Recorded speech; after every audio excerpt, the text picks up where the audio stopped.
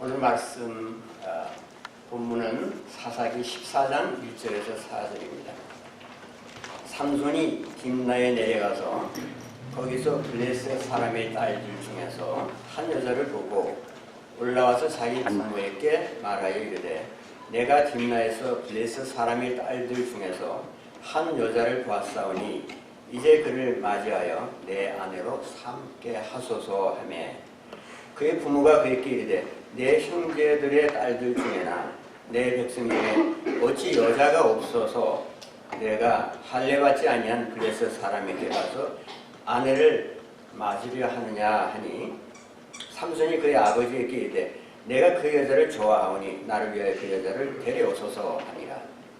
그때 블레셋 사람이 이스라엘을 다스린 까닭에 삼손이 틈을 타서 블레셋 사람을 치려 함이 없으나 그의 부모는 이 일이 여호와께로부터 나온 것인 줄은 알지 못하였더라. 오늘 말씀 제목이 어떻게 삼손을 읽을 것인가, 삼손을 어떻게 읽을 것인가. 그래서 오늘 말씀은 삼손 스토리 전체를 강의하는 것이 아니고 여러분이 성경을 읽으실 때, 삼손의 스토리 읽으실 때 조금이라도 도움이 될 수 있는 일종의 아이디어나 그런 힌트를 제시하는 것입니다. 그래서 삼손을 어떻게 읽을 것인가 하는 것은 삼손 다시 읽기로 거쳐서 봐도 되겠어요. 되게 삼손을 읽을 때 한두 가지 좀 고려해야 할 측면이 있기 때문에 그것을 다루려고 합니다. 이 구약 역사에 보면 하나님의 사람들이 많이 나오죠. 사사기에도 보면 사사들이 굉장히 많이 등장합니다. 근데 자신의 소명에 가장 어울리지 않는 것 같이 보이는 사람이 있어요. 그 사람이 삼손이 아닐까 싶어요.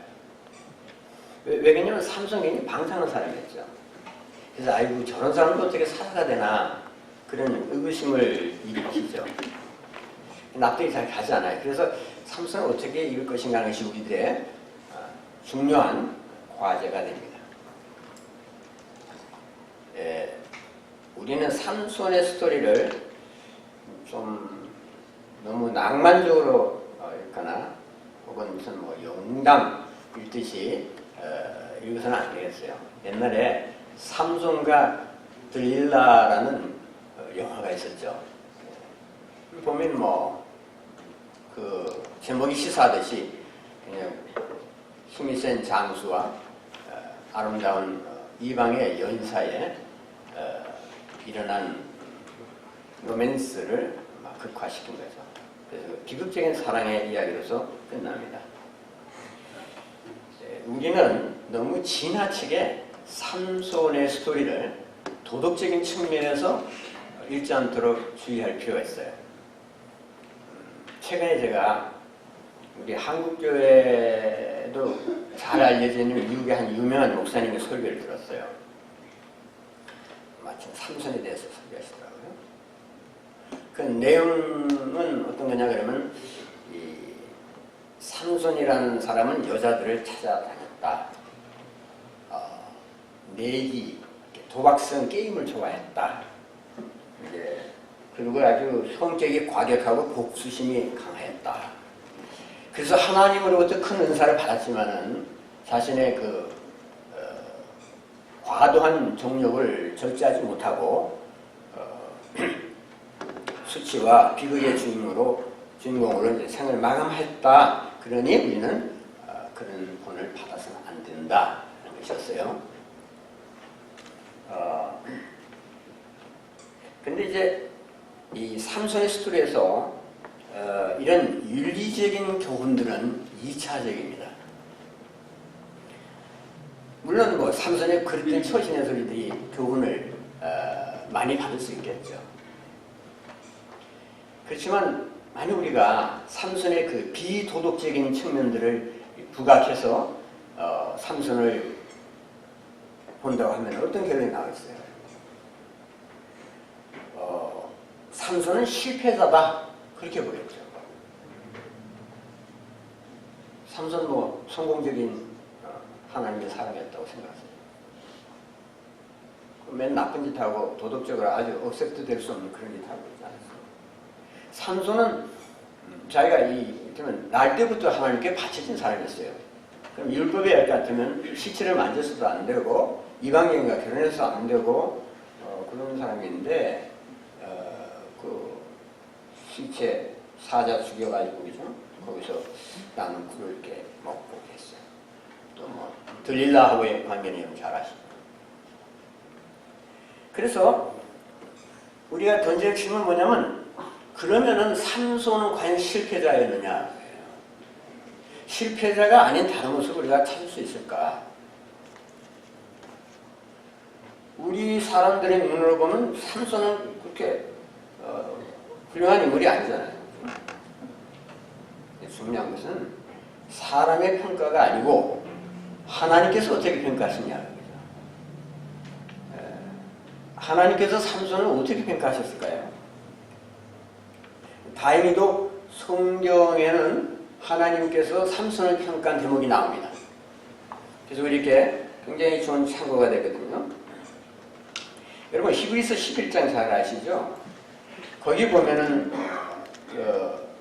믿음의 영웅들 주로 그렇게 알려져 있습니다만 믿음의 거장들에 대한 이름들이 주로 알려야 되잖아요. 아벨부터 시작해서 믿음으로 산 사람들이 이러이러했다 나오는데 거기에 히브리서의 저자는 삼손을 아주 방탕한 엿발산이 아닌 믿음의 영웅으로 평가를 했어요.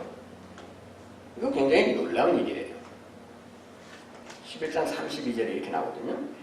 내가 무슨 말을 더 하리요? 기드온, 바락, 그 다음에 삼손, 입다, 다윗과 사무엘과 같은 사람들의 일을 하려면 내게 시간이 부족하리라 그랬어요. 선지자 이런 사람들의 말을 내가 한다. 무슨 말을 하겠다는 걸까요? 저자가 지금 믿음에 대한 얘기를 하는 거기 때문에 우리가 생각할 때 삼손의 믿음에 대해서 별로 할 얘기가 없지 않을까요? 그러나 성경의 눈으로 보면은 삼손의 믿음이 굉장히 중요한 부분이에요. 만일 히브리서의 저자가 삼손을 이와 같은 믿음의 선열들 가운데 집어넣지 않았더라면 누가 삼손을 그렇게 봤겠어요? 심지어 다윗과 사무엘과 같은 그런 영적 거장에 속하는 동료의 인물로 보지는 않았을 겁니다. 성경은 단순히 외부적으로 드러나는 도덕적인 측면보다는 구속의 역사에서 개인이 차지하고 있는 역할 그리고 그 개인의 내적 신앙의 질을 중시합니다.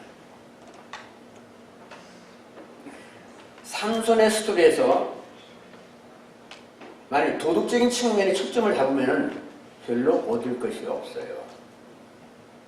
그럼 어디다 초점을 잡아야 할까요? 삼손의 도덕성보다는 하나님께서 이스라엘을 구원하기 위해서 방탕했던 삼손을 어떻게 사용하시는가 하는 것을 살펴야 합니다. 하나님께서는 삼손의 아주 심각한 약점에도 불구하고 주권적으로 그를 선용하셨어요. 그래서 결과적으로 이스라엘을 블레셋으로부터 구원하는 그 삼손의 소명이 성취되게 하셨습니다. 삼손에게는 초인적인 능력이 있었어요. 그래서 아주 방탕을 일삼다가 블레셋 사람들의 게임에 넘어가서 결국은 눈이 다 빠지지 않았어요. 그리고 삼손을 블레셋 사람들이 잡아서 맷돌을 갈게 했어요. 그 무거운 맷돌을 갈게 했단 말이에요. 그 어두운 감옥에서. 그래도 삼손은 하나님께서 자기를 회복시킬 것을 믿었어요. 그렇지 않으면 뭐 거기서 자기를 해도 했겠죠. 그 너무나 수치스럽고 얼마나 그 부끄러운 일이에요. 그렇기 때문에 이방인의 감옥에서 맷돌을 갈았던 삼손은 믿음과 인내의 사람이었다고 성경이 증언하고 있어요. 히브리서 11장 12절 뭐 이렇게 보면은 거기는 말씀이 있습니다. 6장 1절 12절 제가 읽어드리겠어요. 우리가 간절히 원하는 것은 너희 각 사람이 동일한 부지런함을 나타내어 끝까지 소망의 풍성함에 이르러 게으르지 아니하고 믿음과 오래 참음으로 약속들을 기업으로 혹은 유업으로 받는 자들을 본받는 자 되게 하는 것이다. 여기 이제 조금 있다 보면은 믿음과 인내로 사는 사람들 목록이 나오잖아요. 히브리서 11장에서. 근데 거기 삼손이 들어가 있잖아요. 그죠? 그러니까 여기서 하는 얘기가 뭡니까? 삼손의 믿음도 본받으라는 거예요. 우리는 평소에 그런 식으로 삼손의 믿음을 본받겠다고 하지 않죠, 잘. 그래서 성경은 우리를 놀라게 할 때가 많아요. 삼손의 행위는 겉으로 보면 이건 무절제하고 방탕합니다. 그러나 성경의 소설을 찬찬히 따라가면서 저자의 의도를 생각해 보아야 합니다. 그러면 삼손의 그 행위는 자신의 어떤 호방한 기질에 의한 것이다. 그것만이 아니다 하는 것을 이제 알 수가 있어요. 삼손에게 일어난 사건들의 외형만 보고 평가를 하면 삼손의 영성과 삼손의 사역의 중요성을 놓치게 돼요. 그래서 히브리서 저자가 성령의 영감을 받고서 진술한 삼손에 대한 평가를 염두에 두고 삼손 스토리를 이해해야 됩니다. 삼손의 진문을 파악하는 열쇠에 있어요. 히브리서는 삼손을 예배로 취급하지도 않았고 또 그의 약점을 아주 특기를 해서 믿음의 영웅들보다 뒤떨어진다는 식의 꼬리표도 달지가 않았어요. 물론 삼손은 심각한 죄를 지었죠. 그러나 그는 이스라엘의 역사에서, 구원의 역사에서 상당히 굵직한 공적을 남겼습니다. 그러니까 다시 말씀드려서 삼손을 평가하는 성경의 초점은 삼손의 비행에 있지 않다는 거예요. 도덕이 중요하지 않아서가 아니라 도덕 설교를 하려는 것이 삼손 스토리의 의도가 아니라는 거예요. 근데 우리는 거기서 자꾸만 도덕적인 측면을 찾아내려고 하거든요. 그러면 그 삼손을 통해서 비록 비도덕적인 측면이 있지만 그것마저 사용해서 하나님이 주권적으로 자신의 구속의 섭리를 이루시고 우리를 인도하신다는 것을 우리가 놓치게 되죠. 더 중요한 이슈는 뭐냐면은 보통 사람, 누구나 가질 수 있는 보통 사람의 약점을 가진 삼손을 하나님께서 얼마나 놀라운 섭리로, 놀라운 은혜로 이스라엘을 구원하는 데 사용하시는가 하는 거예요. 누가 봐도 삼손은 돈이 많은 사람이죠. 아주 심각한 결점을 지닌 지도자였어요. 이 사람께 붙어있는 이 악습은 그의 삶을 추락시키는 직접적인 원인이 됐습니다. 그럼에도 불구하고 이스라엘을 압제하는 블레셋을 징벌하는 도구로서 쓰임을 받았어요.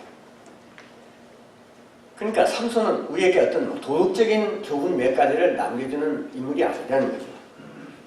사실상 우리들이 구체의 그의 삶에서 어떤 도덕적인 측면의 교훈들을 뽑아낸다면 그 사실 우리가 다 상식적으로 알고 있는 거예요.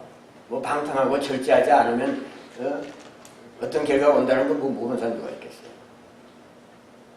성경의 주안점은 그런 차원보다도 훨씬 더 중요한 것을 우리에게 가르쳐줍니다. 그것은 하나님께서 개인의 어떤 부도덕한 성향까지도 그런 죄악까지도 자기 백성들을 원수들부터 구출하는 과정 속에서 화가 변하여 복이 되게 하시는 분이라는 거예요. 히브리서 11장 30절에서 39절에서 기록하기를 삼손은 믿음으로 훌륭한 사람이라는 평가를 받았습니다 라고 증언하고 있어요. 믿음으로. 성경의 포인트는 믿음이에요.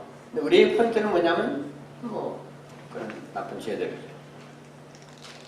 그래서 방탕했던 삼손이 위대한 믿음의 영웅들 속에 포함된 것은 우리에게 굉장히 충격적이면서도 굉장히 격려가 되죠.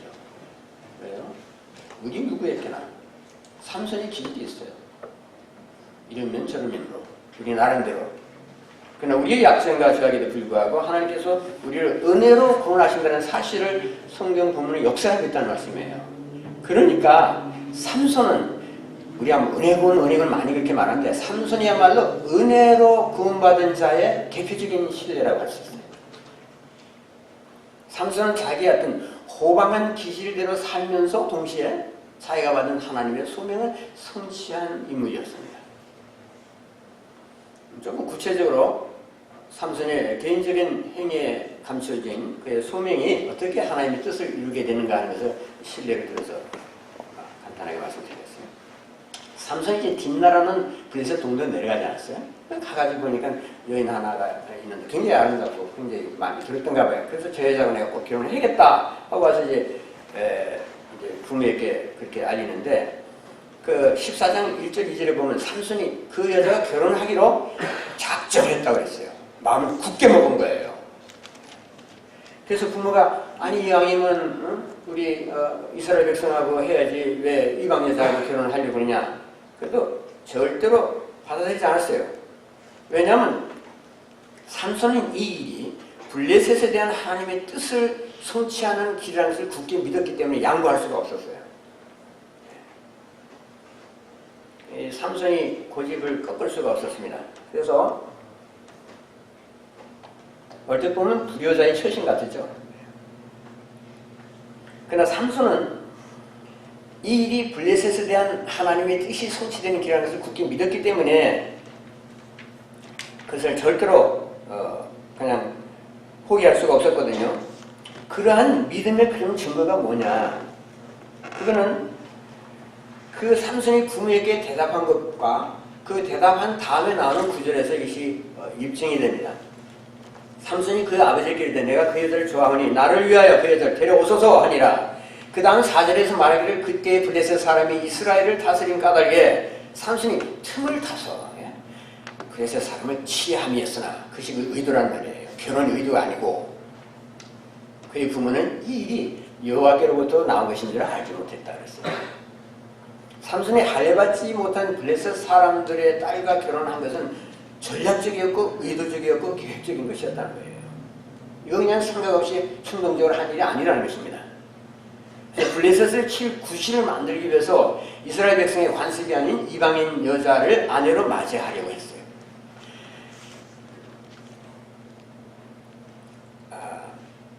그가 블레셋 여자와 결혼하려고 한 것은 그 자체로서는 물론 잘못된 것이죠. 그러나 삼손은 블레셋을 칠 구실을 삼기 위해서 딥나의 여자와 의도적으로 결혼을 했거든요. 자, 그러니까 어떻게 됩니까? 자기 이제 신부가 자기 아내가 그 딥나 사람이 블레셋 사람이에요. 그러니까 블레셋을 마음대로 드나들 수 있잖아요. 아니 자기 아내가 거기 있으니까 아내 보러 가고 아내가 살기 위해서 왔다 갔다 하는 거예요. 하면서 어떻게 이제 블레셋을 칠 궁리를 하는 거예요. 핑계를 잡는 거예요. 구실을 만드는 거예요. 그래서 물론 삼손이 뭐 딥나 여자를 좋아하면 자기 마음이죠. 자기 선택이었고 자기 계획이었습니다. 그러나 그 뒤에는 여호와 하나님이 삼손을 통해서 이스라엘 백성을 블레셋으로부터 해방시키려는 본래의 뜻이 가려져 있었던 거예요. 그래서 이 일이 여호와께로부터 나온 것이라고 했고 그에 대한 증거로서도 후속타가 나오는데 그것이 뭐냐 그러면 사자를 찢어 죽이는 거예요. 삼손이 딥나의 포도원에 가까이 갔을 때 갑자기 사자가 나타나거든요. 이건 매일 일어나는 일이 아니잖아요. 그때 여호와의 영이 삼손에게 강하게 임했다고. 그 여호와의 영이 그냥 삼손에게 항상 임해서 뭐 힘 많이 쓰고 그렇게 하라고 한 게 아니라 그런 중요한 결정적인 사건에 하나님이 인물로 되셔서 그것을 주권적으로 인도하고 섭리하신 중이라는 거예요. 그러니까 사자가 갑자기 나타나게 하시고 거기에 하나님의 성령이 강력하게 임해서 사자를 그 염소새끼 찢듯이 찢어주기. 그러니까 이것은 앞으로 일어나게 될 사건 발생을 고려해 볼 때 결코 우연한 일이 아니었다는 것입니다. 이거 굉장한 일이었죠. 근데 삼손이 그 일에 대해서 전혀 입을 다물고 있었어요. 보통 경우라면 그런 일이 있어서는 모든 사람께 얘기하지 않겠어요? 다 알려지겠죠. 분명히 그때 말 안 했어요. 왜요? 그 일을 통해서 하나님이 블레셋을 칠 어떤 전략을 가지고 계시다는 것을 감지했기 때문이에요. 그것이 삼손의 믿음이고 삼손의 영성입니다. 우리가 일상 신앙생활 하면서 이런 측면을 고려하고 그런 것을 감지하고 그런 것을 깨달으려고 이 경각심을 가지고 살아야 돼요. 그러면 평소의 삶 속에서 하나님의 뜻이 드러나는 것을 우리가 발견할 수가 있고 그 속에서 하나님이 나를 어떻게 사용하신지를 또한 이해할 수가 있어요.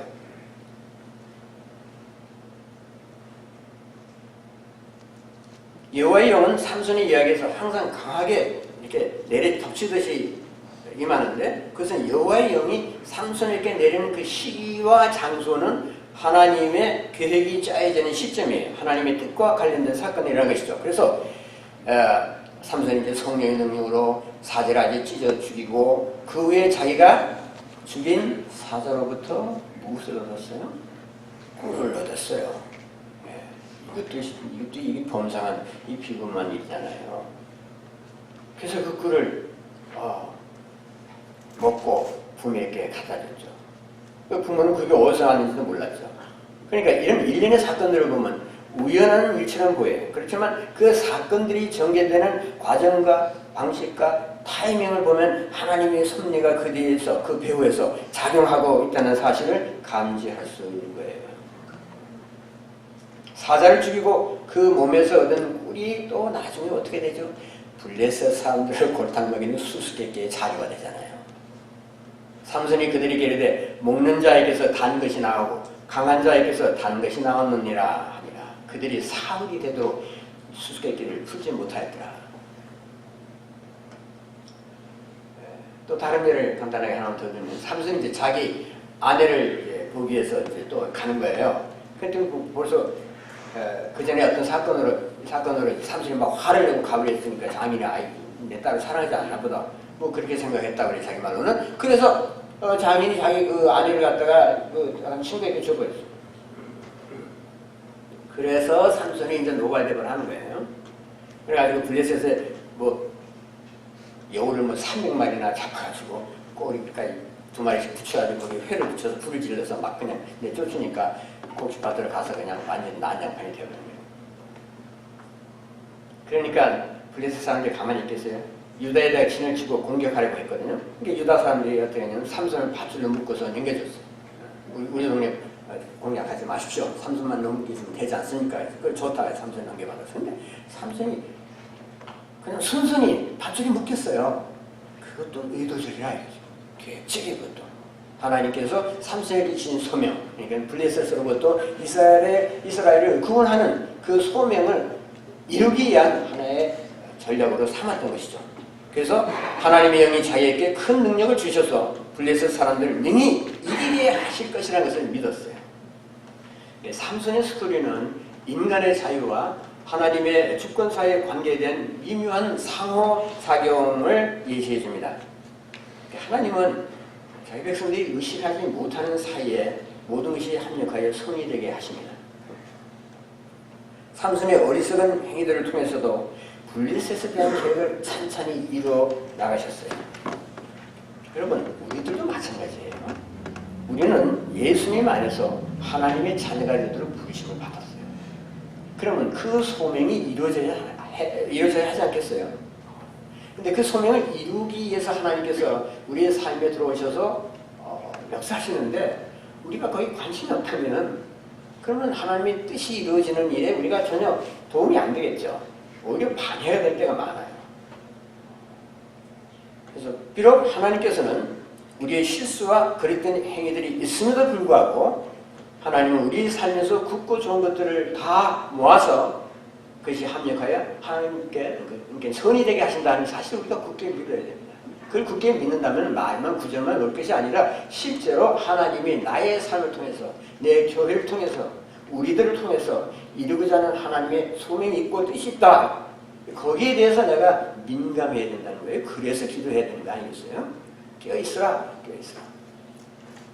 하나님이 어떻게 섭리하시고 어떻게 역사하실지 내가 모르니까 기다리고 예상하고 믿으면서 신뢰하면서 하나님의 일을 보라 해요. 그런데 신경 별로 안 쓰고 딴데 머리가 쓰이지고 그러면 안 되겠죠. 삼손이 뭐 그런 방탕하고 그런 나쁜 짓을 했는데도 불구하고 하나님께서 다 결국은 주권적으로 일을 이루셨다. 이 말을 이제 잘못 들으면은 그럼 뭐 아무렇게 살아도 되겠구나. 그런 얘기는 아니죠. 예, 우리의 약점 고칠 거 고쳐야 되고 죄에 빠졌으면 회개해야 되고 하나님께서 기뻐하시는 뜻을 따라서 살도록 작심해야겠죠. 하나님은 자기 백성이 바르고 거룩한 삶을 살기를 원하십니다. 근데 이제 삼손의 수술에서 우리가 주목해야 할 교훈은 뭐냐면 하나님께서 계획하신 선한 구원의 뜻이 인간의 실수나 인간의 죄악이나 혹은 어떤 개인의 결정에서 그것이 좌절되지 않는다는 거예요. 우리가 그것을 믿어야 돼요. 그것이 하나님의 은혜를 믿는 거죠. 그래서 오히려 인간의 약점들을 이용해서라도 선한 뜻을 이루신다는 것이 삼손의 스토리가 전하는 강조점이에요. 삼손은 아주 스스로 화를 자초했어요. 여러분, 대부분의 잘못된 일들은 우리 스스로 자초한 것들입니다. 그러면 내가 자초해서 생기는 그 나쁜 결과에 대해서 어떻게 해야 되겠어요? 내가 잘못했으니까 하나님이 벌을 주시겠지, 혹은 나를 복지시 않으시겠지, 이렇게 생각하고 포기해야 되겠어요? 내가 잘못해서 회개해야 돼요. 하나님 앞에서 진정을 회개해야 됩니다. 죄를 자복하고 그 다음에 믿어야죠. 어떤 믿음을 가져야 돼요? 삼손 같은 믿음을 가져야 되는 거예요. 어떤 믿음입니까? 내가 비록 내 잘못으로 눈이 빠지고 적군의 어두운 감옥에서 그 무거운 맷돌을 매 순간 힘겹게 돌린다 할지라도 내가 여기서 죽지 않을 것이다. 하나님께서 나를 구출하실 것이다. 하나님의 영이 내게 다시 임할 것이다. 하나님은 나를 사랑하십니다. 십자가가 그것이 증거잖아요. 나를 위해서 십자가 가신 주님께서 나를 위해서 내려놓지 못할 일이 없고 행하지 못할 일이 없지 않은가. 삼손 같은 사람도 하나님께서는 결국은 승리의 용장이 되게 하시고, 그리고 그 기라산 같은 믿음의 영웅들의 목록 속에 들어가게 하신다면 그러면 나는 어떠냐? 나도 그 같은 목록에 들어갈 수 있을 거야. 하나님의 능력을, 하나님의 은혜로, 하나님의 주권적인 섭리에서 하나님의 뜻이 이루어지는 삶을 내가 살 수 있을 것이다. 비록 내 최후는 이방인의 다곤 신전 아래에 깔려 죽을지 몰라도 그러나 그것을 그 화를 변하여 복이 되게 하시는 하나님이가 믿어야 한다면, 믿는다면, 그렇다면 괜찮다 이거예요. 훨씬 더 담대하게 살 수 있다는 것입니다. 하나님께서는 그런 믿음으로 나오는 자를 좋아하시기 때문에 우리가 비록 넘어지고 잘못했다 할지라도 그것을 그렇게 우리 집은 끙끙 앓고 이시로 사는 것이 아니라 하나님께서 우리를 일어나라, 나와 같이 가자 하고 초대하시는 거예요. 그것이 겟세마네 동산에서 잠들었던 제자들께 하신 일이잖아요. 2번, 3번 깨어도 계속 자고 있어요. 깨어있으라.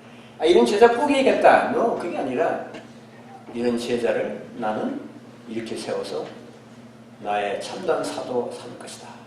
그것이 하나님 뜻이에요. 그 뜻을 존중해야 된다고요. 그런 하나님이 삼손의 하나님이라고 생각한다면, 그렇다면 그 하나님은 어떻게 대해야겠냐? 우리의 못난 것에도 불구하고 하나님은 삼손의 재앙이 변하여 마침내 복이 되게 하셨습니다.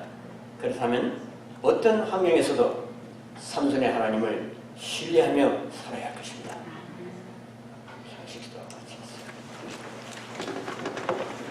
아버지 하나님,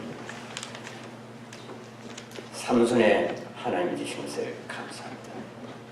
삼손의 하나님은 우리들의 하나님이십니다. 나의 하나님이십니다. 삼손의 하나님이신 주님을 저희들이 어떤 경우에도 신뢰하며 주님의 주권과 사랑과 은혜와 섭리를 믿고 끝까지 믿음의 삶을 살 수 있도록 저희들을 긍휼히 여기시옵고 은혜로 날마다 임하시고 우리를 더 밝은 길로 인도하여 주셔서 우리의 영적 얼굴들이 더 밝아지게 하옵소서. 우리의 어둠을 밝히시옵소서. 영광의 주님께서 우리의 주가 되신 것을 감사하고 우리 주 예수 그리스도 이름으로 기도합니다.